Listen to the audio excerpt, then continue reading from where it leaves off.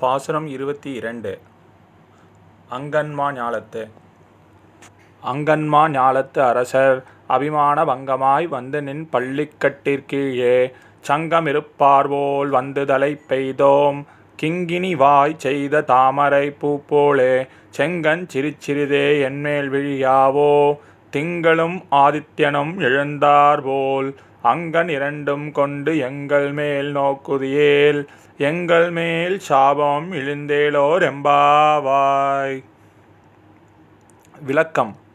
எங்களை விட உயர்ந்த வீரர்கள் இருக்கின்றார்களா என தங்களை பற்றி பெருமையடித்து கொண்டவர்களும் இந்த பரந்த பூமியை ஆட்சி செய்தவர்களுமான அரசர்கள் மிகுந்த பணிவுடன் உன் பள்ளி கொண்டுள்ள கட்டிலை சுற்றிலும் சத்சங்கங்களுக்கு வந்த பக்தர்கள் போல் காத்து நிற்கின்றார்கள்.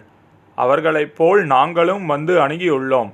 எங்கள் மீது கிண்கிணி என ஒலிக்கும் சிறுமணியின் வாய் போலவும் தாமரைப்பூ மெதுவாக மலர்வது போலவும் உன் சிவந்த தாமரை கண்களை சிறுக திறந்து விழிகாட்ட மாட்டாயா?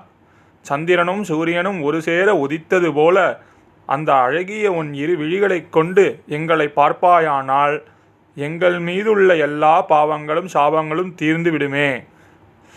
ஆழ்வார் எம்பெருமானார் ஜீயர் திருவடிகளே சரணம். ஆச்சாரியன் திவ்ய திருவடிகளே சரணம்.